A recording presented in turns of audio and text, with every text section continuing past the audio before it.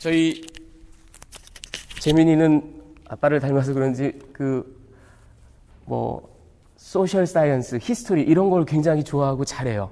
그리고 책 읽는 걸 좋아하고 이 상상의 세계에 이렇게 딱 들어가는 거 굉장히 좋고, 반면에 수학은 아주 열심히 하지만 또 잘 힘들어합니다. 제가 사실은 수학을 참 어려워했었습니다.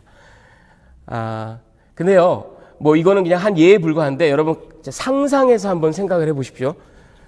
상상해서 여러분의 자녀가 어떤 특정한 분야에 굉장히 천재적인 그런 어떤 재능을 가지고 태어났다고, 이게 보통 잘하는 게 아니고요, 아주 천재적인 재능을 갖고 태어났다고 생각을 해보십시오.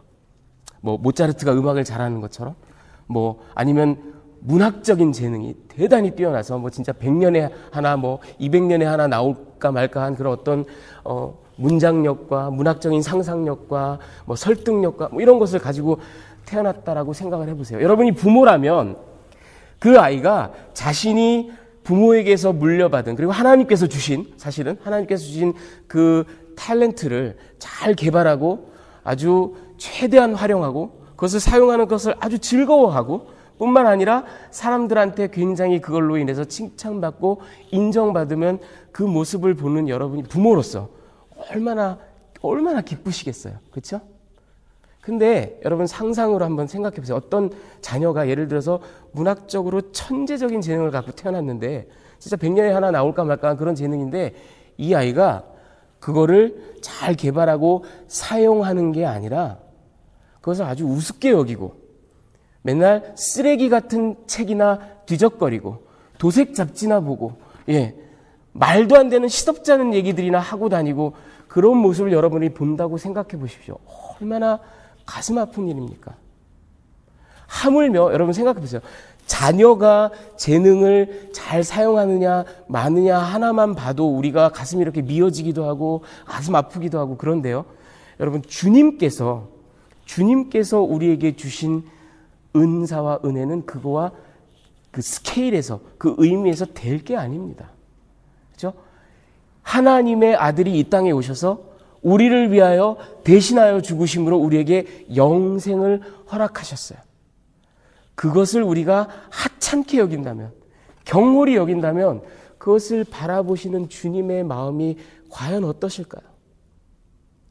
여러분, 오늘 제가 3가지로 오늘 설교의 내용을 요약을 했는데, 첫 번째가 주께서 주신 구원은 그리스도 안에서 자유함입니다. 이런 제목으로 드렸습니다. 여러분 보세요. 그동안 갈라디아서를 강의하면서 제가 여러 가지로 사도 바울이 그 우리에게 임한 은혜, 우리에게 주신 그 구원의 놀라운 역사를 여러 가지 컨셉으로, 여러 가지 그 내용들로 그렇게 우리에게 전파했습니다. 예를 들어서 칭의, 의롭다 칭함, 아니면 속량, 노예를 구속하듯이 속량, 아니면 양자로 삼음, 아니면 그 하나님께서 주신 언약에 참여하게 함, 이런 다양한 컨셉들을 가지고, 다양한 내용들을 가지고 사도 바울이 계속해서 갈라디아서에서 우리에게 임한 그 은혜, 그 구원을 설명하고 있어요. 오늘 5장 1절에서 바울이 새롭게 우리에게 주는 그 구원의 또 다른 측면, 또 다른 의미는 바로 이것입니다. 그리스도 안에서 자유함, 그리스도 안에서 자유를 누림, 그런 얘기예요. 여러분 지난 시간에 우리가 하갈과 사라의 얘기를 했었죠. 종과 자유자의 얘기를 했습니다. 그 각각의 그 이스마엘과 이삭이 그 다른 언약 가운데서 태어났어요. 그렇죠? 어쩌면 오늘 이 그리스도 안에서의 이 자유라는 이야기, 5장 1절에 나온 이야기가 그 이전 시간에 했던 이야기의 논리적인 귀결, 컨클루전일 수도 있습니다. 그리고 오늘 주어지는 이 패시지의 하나의 도입이기도 합니다. 여러분, 주님께서 우리에게 주신 이 은혜, 이 선물, 값없이 주신 이 구원의 선물은 그리스도 안에서 자유를 누리는 것을 말합니다. 그런데 여러분, 사도 바울이 말한 자유라는 건요, 정치적인 자유를 말하는 게 아닙니다.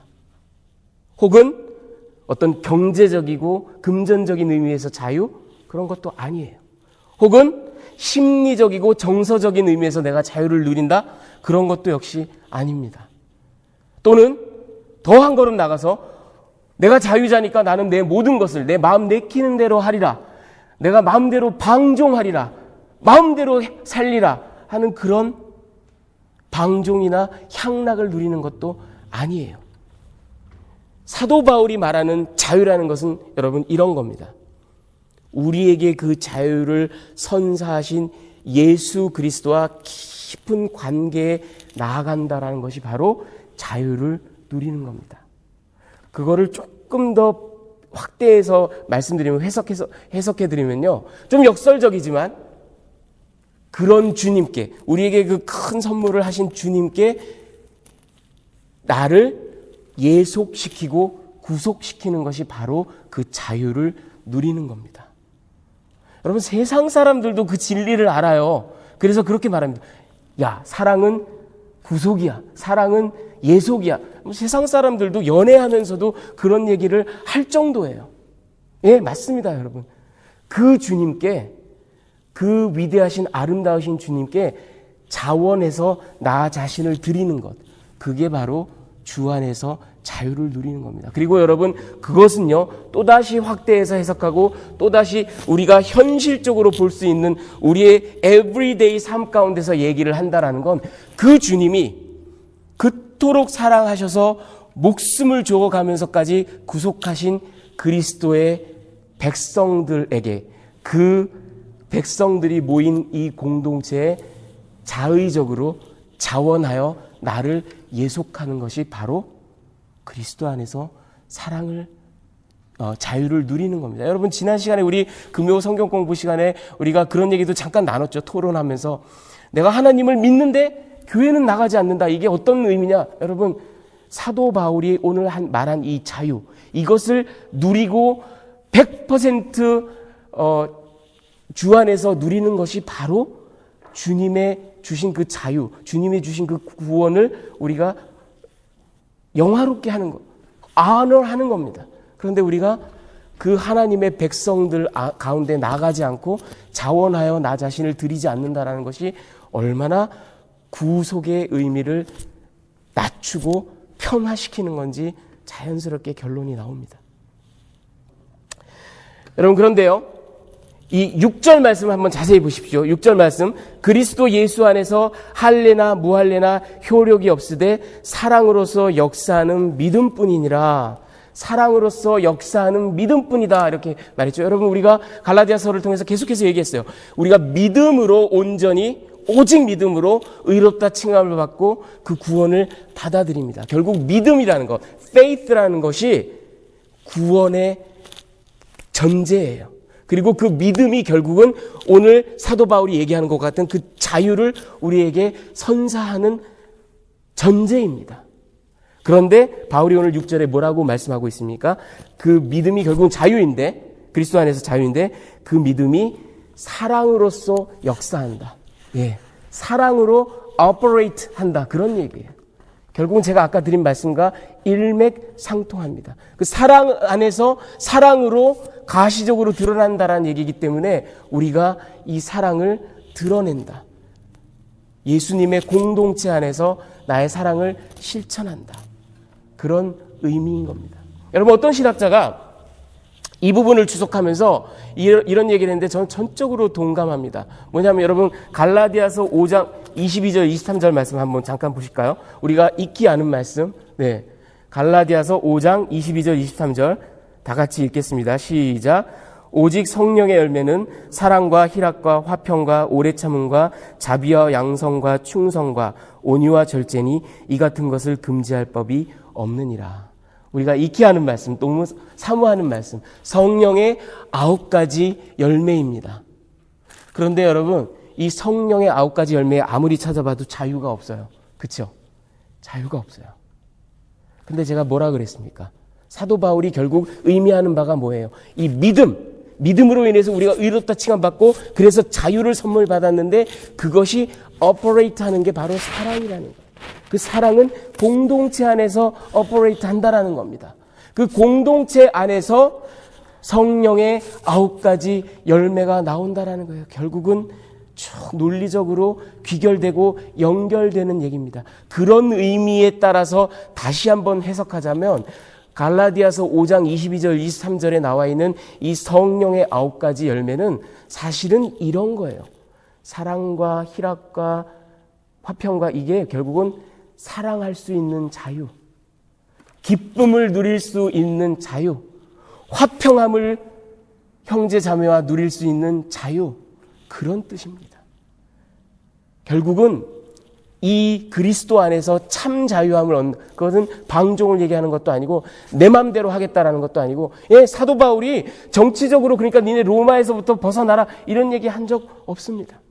정치적인 자유, 경제적인 자유, 그게 아니라 그리스도와 친밀한 관계, 그리고 그 그리스도께서 죽기까지 사랑하셨던 주의 백성들 안에서 사랑을 나타내는 것, 그것이 바로 그리스도 안에서 자유를 누리는 겁니다. 그런데 그 자유를, 이 위대한 선물을, 이 아름다운 선물을 정말 경홀히 여기고 만홀히 여기고 정말 우습게 여기고 짓밟아버리고, 제가 아까 그 재능 얘기했는데요. 그런 것처럼 정말 나한테 주어진 이 소중, 이게 스케일이, 의미가 전 우주적인 건데, 생각해 보세요. 그리스도의 죽음이라는 것, 그 대속, 구속이라는 것은 전 우주적인 카스믹한 그런 어마어마한 사건이에요. 하나님께서 우리에게 구원을 허락하신 죽음을 통해서. 그런데 그 선물을 손에 딱 받아들었는데 이 의미를 모르고 좋은 게 있으니까 밖에 나가서 장터에 나가서 엿 받고 먹을까? 왜 이런 일을 하냐 이거예요. 지금 너희가 할례를 다시 받고자 하느냐? 그게 바로 그런 일이라는 겁니다. 그 어마어마한 선물을 짓밟아버리는 일이라는 거예요. 사도 바울이 여기서 2절에서부터 4절까지 쭉 우리가 읽어보면요, 할례를 다시 받겠다라고 하는 거, 내가 율법으로 다시 되돌아가겠다. 그리고 그 율법의 모든 규례를 지키겠다. 그런데 그것이 어떤 의미냐면 바울이 4절에 얘기합니다. 그리스도의 은혜로부터 너희가 떨어져 나가는 거다. 여러분, 할례를 다시 받겠다라는 거, 저 1세기 당시에 갈라디아 교인들이 할례를 다시 받겠다라는 거는 바로 그런 의미예요. 내가 예수님 나하고 아무 상관없어, 이렇게 살겠다는 얘기예요. 여러분, 할례를 받는다라는 의미를 딱 한마디로 축약하면 이런 얘기예요. 여러분, 정말 놀라운 선언입니다. 사실은 들어보십시오. 내가 할례를 받겠다. 그건 뭐냐면, 오케이, 이제부터 나는 내 힘으로 구원을 얻어보겠다. 그런 의미예요. 어마어마한 선언입니다. 여러분, 할례를 받겠다라는 거. 여러분, 오늘날에도 이런 움직임이 있습니다. 여러분, 지금 아무도 할례라는 것 자체를 가지고 얘기를 하지는 않죠. 하지만 은혜, 너희가 받은 은혜, 그것만으로는 안 돼. 너희가 이걸 해야 돼, 저걸 해야 돼. 그걸 하지 않으면 구원받은 것을 증명할 길이 없다. 이런 메시지가 너무나 많아요. 그러나 여러분, 우리가 그런 것을 받아들이는 것, 그리고 거기에 따라 행동하고 살아간다는 것이 1세기 당시 갈라디아인들이 나는 내 힘으로 구원 얻어보겠어, 할례 받지 하는 것과 똑같다라는 그 사실을 절대로 잊어서는 안 됩니다. 자, 두 번째, 여러분, 이 위대한 선물, 이 정말 어마어마한 선물, 이 자유를 누리려면 복음의 불순물을 섞는 것에 대해서 단호히 대항해야만 합니다. 여러분, 이 크리스천 프리덤이라는 거, 예수께서 그 목숨을 주시고 우리를 위하여 대속의 죽음을 죽으심으로 우리에게 주신 이 위대한 선물, 이것을 폄하하거나 다운플레이하거나 별일이 아닌 것처럼 그렇게 여기는 이런 메시지들에 대해서, 아니면 이런 움직임에 대해서 단호하게 NO! 하고 말할 수 있어야 된다는 거예요. 아니, 그 정도가 아니에요. 한 걸음 더 나아가서 그것은 잘못되었다, 저주를 받을 일이다 하고까지 말할 수 있어야 된다는 얘기입니다. 여러분, 종교개혁자 마틴 루터가 이렇게 말했어요. Christians are permitted to curse. 저주할 수 있다. 우리 기독교인은 어떻게 입에 그런 험한 말을, 아니에요. 저주할 수 있다. 언제? 하나님과 복음이 더럽힘을 당할 때는, 하나님과 복음이 더럽힘을 당할 때는 저주할 수 있는 겁니다. 여러분, 이게 아까도 제가 말씀드린 것처럼 예수 은혜 하나만으로는 부족해. 우리가 다른 거 뭐 해야 돼? 뭐 해야 돼? 성체 받아야 돼. 뭐 아니면 뭐 어떤 봉사 해야 돼. 뭐 하지 않으면 안 돼. 선교하지 않으면 안 돼. 전도하지 않으면 안 돼. 그런 것이 구원을 증명하는 것처럼 보는 게 문제라는 거예요. 그 일 자체가 잘못이라는 게 아니고. 이것이 바로 복음에 불순물을 넣는 겁니다. Amalgamation of Christianity예요. 복음을 혼합물로 만들어버리는 겁니다. 여기에 대해서 사도 바울은 오늘 이 패시지를 통해서 단호하게 노할 뿐만 아니라 저주를 받을지어다 라고까지 말할 수 있다라는 거예요. 여러분 보세요. 4절에 보면 사도 바울이 아주 강도 높게 비판합니다. 4절 보면은 이 할례를 받겠다라고 하는 거, 이것이 그리스도에게서 끊어지고 은혜에서 떨어진 자로다, 이렇게까지 말을 합니다. 그뿐만이 아니라 한 걸음 더 나가서 10절 후반절을 한번 같이 읽어보겠습니다. 10절 그러나 너희를 시작. 그러나 너희를 요동하게 하는 자는 누구든지 심판을 받으리라. 예, 단순히 비판하는 정도가 아니라 너희에게 이 잘못된 불순물 섞인 복음을 전하는 자들 심판을 받을지어다, 저주를 받을지어다. 여러분, 우리 갈라디아서 처음에 1장 8절에 아나티마 에스토, 예, 천사일지라도 나 바울일지라도 그 누구일지라도 원래 전한 그 복음과 다른 복음을 전하는 자는 저주를 받을지어다, 그렇게 말을 한 적이 있습니다. 사도 바울이. 그것처럼 오늘 심판을 받을지어다. 그 정도가 아니에요. 근데 여러분, 이 정도가, 오늘 사도 바울이 정말 대단한 그 욕설을 막, 예, 여러분 12절 한번 같이 읽어보겠습니다. 12절 너희를 시작. 너희를 어지럽게 하는 자들은 스스로 베어버리기를 원하노라. 여러분, 이 12절 말씀이요, 12절 말씀이 어떤 성경학자는 이렇게 표현을 한 적이 있습니다. 사도 바울이 남긴 글 가운데, 오늘날 현존하는 글 가운데 가장 천박하고 가장 무례하고 상스러운 표현이다, 이렇게까지 표현을 했어요. 여러분, 우리가 읽은 한글 성경에는 이게 상당히 순화되어 있습니다. 예, 스스로 베어버리기를 원하노라, 뭐 그 정도. 그렇지만 이 원어가 그 아포콥토라는 말인데요, 이 원어는 어떤 의미냐면 거세를 해버려라, 예, 스스로 고자가 되어버려라, 그런 말이에요.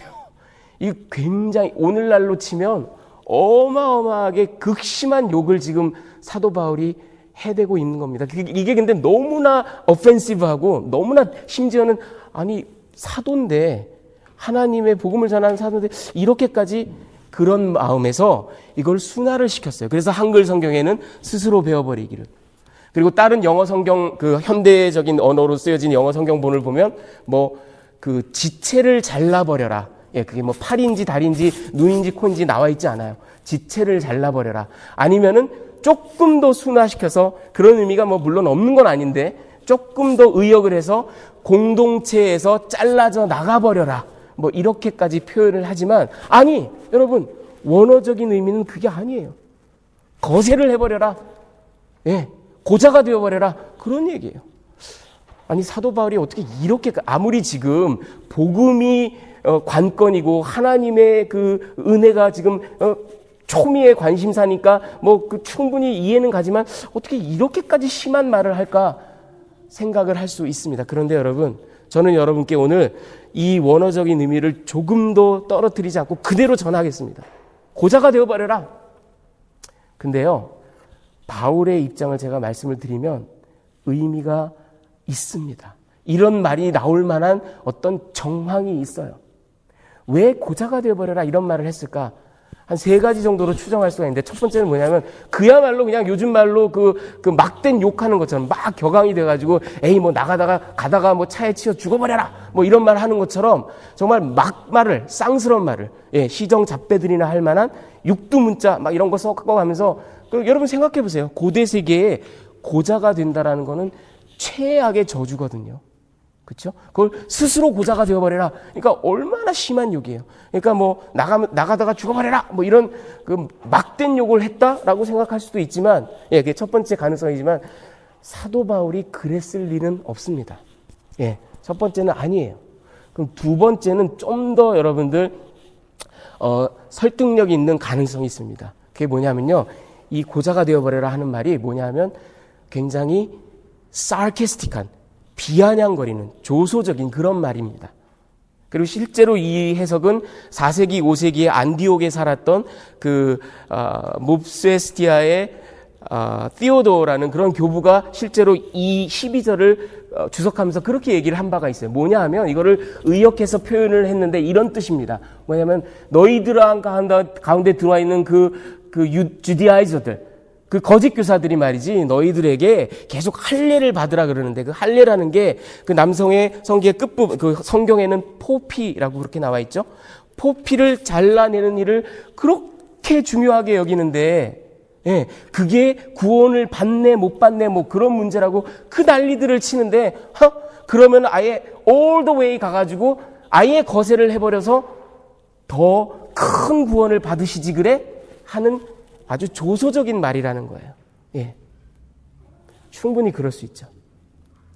세 번째 가능성은 이겁니다, 여러분. 뭐냐면요, 여러분 갈라디아 지방이, 그 소아시아 지방이, 제가 지지난주 설교를 할 때 잠깐 말씀드린 적이 있습니다. 그 딘디멘의 여신이라는 거 기억나실지 모르겠는데요. 예. 그 갈라디아 사람들은 뭐 미스테리 종교, 로마 종교 뭐 이런 걸 다 받아들였고 미스테리 종교에 굉장히 심취했던 사람들이에요. 그 신들 가운데 키벨레라는 여신이 있습니다. 제가 그때 딘디메네라고 소개를 해드렸는데 그 딘디메네 산에 거한다 그래서 같은 신이에요. 키벨레 신. 예, 미국 사람들은 시빌 그렇게 얘기하는데 발음이 영 듣기 거북하죠. 그래서 그냥 키벨레, 우리말로. 그 키벨레라는 여신은 말하자면 그 모든 풍요와 이 소산과 물질적인 축복과 이런 거를 주관하는 신이에요. 저들이 굉장히 이 키벨레를 열광적으로 월십했습니다. 어쩌면 갈라디아에 지금 믿고 있는 신자들 가운데 예전에 회심하기 전에 키벨레를 숭상하던 자들도 있었을 거예요. 자, 그런데 이 키벨레 그 신화에 보면요, 그 키벨레에게 아들이 있었어요. 근데 이 아들이 키벨레 여신의 애인이기도 합니다. 아주 벌써부터 아주 부도덕하죠. 그런데 이 아들 아티스인데, 아티스가 어떤 인간 여인과 사랑에 빠져서 그 여인과 결혼을 하려고 그래요. 그래서 이 질투심에 막 화신이 된 키벨레가 거기에 나타나서 결혼을 난장판을 만들어 버립니다. 그 일을 계기로 아티스가 정신질환자가 돼요. 그리고는 자기 스스로 거세를 해버리고 피를 철철 흘리면서 죽어갑니다. 그런 신화가 있어요. 그래서 그 키벨레의 아들 아티스를 그 신화에 따르면 제우스가 그 전남으로 부활하게 해서, 그래서 이 키벨레를 섬기는 그 신앙에서는 아티스도 같이 섬기면서 그 아티스가 봄마다 새로운 꽃이 피고, 그 전남으로 태어났으니까 꽃이 피고 식물이 솟아나고 하는 것에 상징하는 그 부활과 생명의 상징이라고 저들이 믿고 숭배했습니다. 그래서요, 여러분, 이 키벨레를 섬기는 사제 직분이 있는데 갈리라고 그랬어요.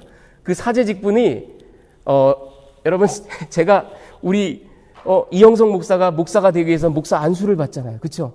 그리고 이제 많은 사람들 앞에 하나님께 이제 그 사역자로서 하나님을 섬기고 주의 백성들을 섬기는 사람으로 살아간다는 것을 알리죠. 마치 그 안수받는 예식처럼 이 갈리들은 키벨레를 섬기는 사제 직분으로 입문을 할 때 그 아티스를 기념해서 스스로 거세를 합니다. 그런 일이 있었어요. 사도 바울이 지금 이 얘기를 하는 게 아주 뭐 그냥 몰상식하게 고자나 되어버려라 이런 얘기일 수도 있지만, 이런 정황들을 여러분 다 생각한다면 무슨 얘기겠어요? 아주 뜻이 분명하고 정교한 그런 메시지가 그 안에 포함되어 있는 겁니다. 뭐냐면 너희들 예수를 받아들이기 전에, 예수를 믿기 전에 저런 말도 안 되는, 신을 섬긴다고 자기를 스스로 거세하는, 그리고 그 춘삼월에 새 생명이 피는 그때 저들이 막 광란적인 그런 축제를 벌이면서 키벨레 신을 섬겨요. 그 숭배가 너무나 아주 그 편만해서 고대 그레코 로만 시대에 로마에도 마그나 마테르, 위대한 어머니, 이런 신으로 섬겼었어요. 네. 너희들 예전에 저런 말도 안 되는 신앙 가운데 너희가 빠져 있었고, 그렇게 거세를 한 프리스트, 사제들한테 너희가 신앙적인 조언을 받고 같이 경배하고 숭배하고 그러지 않았냐? 근데 너희가 참 신앙을 이제 받아들였는데, 예수 그리스도를 이제 믿게 됐는데, 그 은혜를 받아들였는데, 지금 거짓 교사들이 와가지고 너희들에게 다시 할례 받으라고 이런 얘기하는 거에 넘어가? 그거는 마치 거세를 해버리고 옛날 그 거짓 종교를 믿었던 그들에게 다시 한번 귀의하고 다시 한번 머리를 조아리는 것과 뭐가 다른 이야기냐 하는 점을 얘기하는 겁니다. 사도 바울이. 요는 그게 뭐가 됐든지 간에요. 여러분, 이렇게 강도 높은 비난을 하면서 사도 바울이 오늘 이 패시지를 통해서 분명하게 얘기하고 있습니다. 복음에다 불순물을 넣는다면, 자꾸 하나님께서 주신 그 은혜, 그거 하나만으로 더 이상 부족하지도 않고 넘치지도 않는 완벽한 은혜에 자꾸 다른 것을 첨가하는 그런 못된 것들에 대해서 나는 강경하게 아니, 그 정도가 아니라 너희는 저주를 받을지어다 라고 말을 한다라는 겁니다. 자, 끝으로 세 번째로, 여러분, 우리가 이렇게 위대한 선물을 받았는데, 이 자유를 선물을 받았는데, 그 자유를 누리기 위해서는 어떻게 할 것인가? 확신 가운데 경주에 임해야만 합니다. 여러분, 7절을 한번 같이 읽어보실까요? 7절 시작. 너희가 다름질을 잘 하더니 누가 너희를 막아 진리를 순종하지 못하게 하더냐. 그렇죠? 여기서 사도 바울이 갈라디아 교인들에게 너희가 다름질을 잘하고 있다, 경주를 하고 있는 것으로 그렇게 비유를 해서 이야기를 합니다. 예, 여러분, 맞습니다. 우리 믿음의 이 여정은, 신앙생활은 경주하고 있는 거예요. 경주를 하다 보면 누가 끼어들기도 합니다. 경주를 하다 보면 발이 걸려서 넘어지기도 해요. 경주를 하다 보면 온갖 풍파가 오기도 하고 어려움이 닥치기도 합니다. 그러나 중요한 것은 확신 가운데 그 경주를 끝까지 완주해야 된다라는 겁니다. 10절을 한번 같이 읽어보실까요? 10절 상반절. 나는 너희가, 시작. 나는 너희가 아무 다른 마음을 품지 아니할 줄을 주 안에서 확신하노니. 여러분, 사도 바울이요, 여기서 온갖 그 교훈과 책망과 때로는 정말 감정적인 거에 복받쳐서 너희가 이럴 수 있는 You fool Galatians 막 이래가면서 막 얘기를 했지만, 결국 오늘 5장 10절에서 나는 너희가 다른 마음을 품지 않을 것을 확신한다, 이런 놀라운 고백을 합니다. 그런데 어떻게? En curio, 주 안에서. 내가 너희들을 믿어서가 아니고, 아니면 나 사도 바울이 원체 탁월한 선교사고 탁월한 전도자고 성경 저자라서도 아니고, 오직 주 안에서 내가 확신한다. 왜? 하나님께서 이루시는 구원의 역사는 절대로 실패가 없기 때문입니다. 그것을 믿기 때문이에요. 여러분, 네, 맞아요. 구원은 상실되는 게 아닙니다. 우리가 이런 메시지를 많이 들어요. 구원이 상실될 수 있다고 가르치기도 합니다. 어떤 교회들에서는. 구원은 상실되는 게 아니에요. 그리고 구원이 상실될 수 있으니까 그렇지 않다라는 것을 증명해봐라 라는 메시지도 많아요. 여러분, 우리가 자유함을 얻은 자라면, 하나님의 택정하심을 받은 자라면, 그래서 그 은혜를 선물로 받은 자라면 하나님께서 우리를 붙잡고 계시기 때문에 절대로 그 구원은 상실되는 게 아닙니다. 여러분, 요한복음 10장 28절 한번 같이 읽어보실까요? 화면에 나옵니다. 요한복음 10장 28절 요한복음 10장 28절 제가 읽어드리겠습니다. 우리 주님께서 하신 말씀입니다. 내가 그들에게 영생을 주노니 영원히 멸망하지 아니할 것이요 내 손에서 빼앗을 수 없느니라. 네, 내 손에서 빼앗을 자가 없다. 그게 주디아이저라도, 그게 세상의 집권자들일지라도, 세상의 그 어떤 사람일지라도, 아니 사단이 와서 온갖 획책을 할지라도 내 손에서 내가 붙잡고 있는 자들을 빼앗을 자가 없다라고 주님께서, 우리 주님께서 말씀하셨어요. 그런데 왜 갈라디아에 이런 일이 벌어졌을까? 여러분 궁금하지 않으세요? 제가 갈라디아서 계속 강해하면서 이들 가운데는 분명히, 많지는 않았겠지만 분명히 저 유대 교사들의 가르침에 빠져서 다시 할례 받고 그 가르침에 들어간 사람들이 분명히 있었을 겁니다. 그럼 저들은 뭔가? 제가 고민이 됐죠. 예, 여러분, 이게 가르치는 바가 있어요. 여러분, 요한 1서 2장 19절을 한번 같이 읽어보겠습니다. 요한 1서 2장 19절. 배교 환자들에 대해서 사도 요한이 얘기하는 겁니다. 요한 1서 2장 19절 시작. 그들이 우리에게서 나아갔으나 우리에게 속하지 아니하였나니 만일 우리에게 속하였더라면 우리와 함께 거하였으려니와 그들이 나간 것은 다 우리에게 속하지 아니함을 나타내려 함이니라. 예, 여러분 그들이 갈라디아의 저 이단에 빠져서 나간 자들이라면 애시당초 우리에게 속한 자가 아니라고 말하고 있습니다. 여러분 이게 가르치는 바가 또 있어요. 제가 이거를 깨달으면서 그렇구나.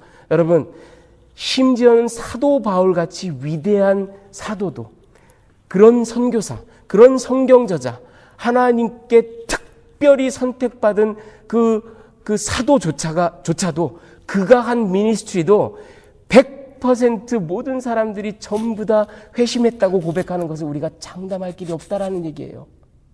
그들 가운데는 회심을 한 것으로 가장한 자도 있었던 것이고, 아니면 자기 스스로도 그렇게 믿었지만 아닌 사람들도 있었던 겁니다. 그래서 우리 주님께서는 이런 갈라디아의 이런 어려움을 통해서 그 알곡과 쭉정이를 가르는 일을 하셔야만 했던 겁니다. 그러나 우리가 하나님께 택정함 받은 자들이라면, 하나님께서 그 예수 그리스도의 피값 주고 사신 자들이라면 우리에게는 구원의 상실이란 없습니다. 주님께서 우리를 붙들고 계시기 때문입니다. 따라서 그 자유함을, 이런 위대한 선물을 받은 저와 여러분은 확신 가운데서 이 경주에 끝까지 참여하고 끝까지 완주하는 것, 그것이 우리에게 주신 이 자유를 충분히 만끽하고 누리는 우리의 권리이며, 또 우리에게 그 자유를 주신 주님을 언어하는 우리의 의무라는 겁니다. 여러분 오늘 이 말씀을 기억하시면서 주께서 우리에게 주신 이 자유를 우리가 절대로 빼앗기지 않으리라. 그 누가 와서 그 무슨 이야기를 할지라도 나는 자유하다. 나는 주님 안에서 자유하다. 그리고 이 자유는 내 스스로 자원하여 나 자신을 주님께, 주의 공동체에 드리는 것이다. 이렇게 고백하는 그런 귀한 시간이 되기를 주님의 이름으로 축원합니다. 같이 기도하시겠습니다.